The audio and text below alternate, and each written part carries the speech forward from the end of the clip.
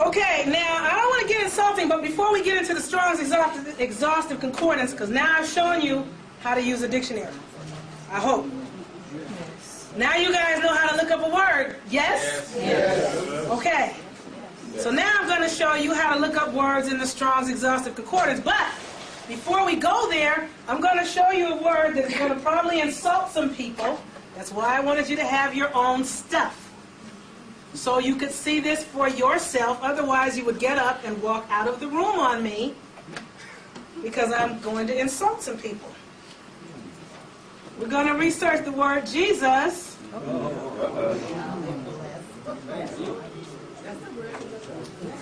Now, in Latin, who knows that there really is no such thing as J except in new language?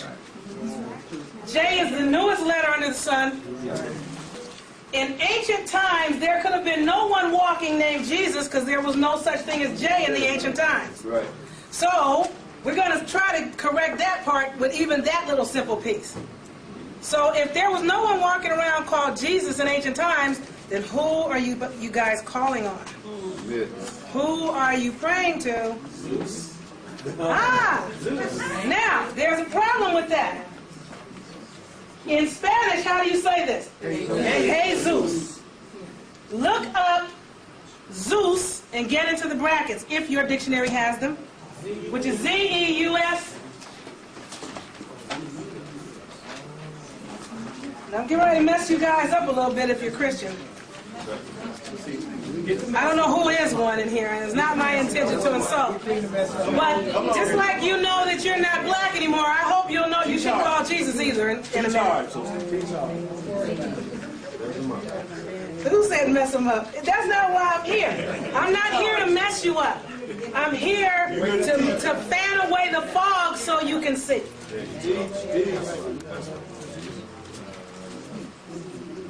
Brother, you need to be sitting by somebody with a dictionary. You all up in an island? Okay. Now, do you have brackets for your Jesus or not? No, they didn't give us any. And you know why? Oh, it's got the Greek. Because they know what it is, and in case you ever figured out how to use the brackets, they didn't want you to know what it was. But I'm going to show you anyway. Turn to... Oh, not for Zeus, but for Jesus. Turn to... there's something in the brackets for Jesus? No, the one thing it has in the brackets for Jesus is this one. Middle English. It's Middle English, Old English, and Latin, Lower Latin, and the Greek. And that's it. With the I. And then in the Hebrew, Yeshua. Now, Yeshua, synopticated. I'm not going to get really deep into that. I'm going to leave that as your assignment to find out. The word Yeshua means I am salvation. So, when you want to be saved, you need to look towards yourself. Look inside yourself for your salvation, because the spark of Creator is inside you. You were born with it. You came directly from the Creator through your mom's womb, and you were unified with the Creator of creation from the moment you stuck your little head out. You did not need to reach out to any blonde-haired, blue-eyed anybody to call for salvation, because you are connected to the Savior already. But that's not where I was going.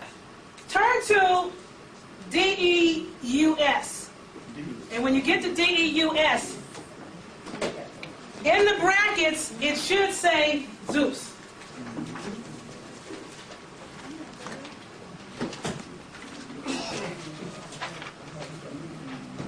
We want to get you guys clear. And God, I have so much to go over. I hope we can get through it all in this little time. All I have is Zeus, ex machination. I don't have. In your brackets, it doesn't say Zeus. Does it say it in mine? D-E-U-S? The bracket says Latin, Deus, God, G-O-D with a G. Okay. Is there more than one Zeus? Circa, Greek, Zeus, Sanskrit. So it does say Zeus. It does say Zeus. Okay. But it says Zeus under Deus, right? Zeus under Deus. Okay, now look at the word just below it, D-E-U-C-E. When you get in the brackets, it'll say D-E-U-S, but D-E-U-C-E means devil. Bad luck. I Two always forms, have bad devil. luck. But Deus and Zeus are the same word, and Deus, D-E-U-S and Z-E-U-S are one and the same word. Lord, Lord, You also get an X pronunciation on that if I remember. But D-E-U-S and D-E-U-C-E are also one and the same word. Dice is in Deuce, there. dice. The word dice. Yeah, So Charles, but there are what two is different devil? definitions of Deus.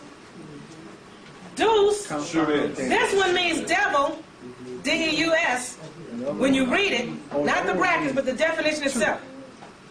Duo. There are two definitions. D-E-U-C-E means damned and confounded. So my people have been damned and confounded by the devil they call Jesus, which is Deus, Zeus.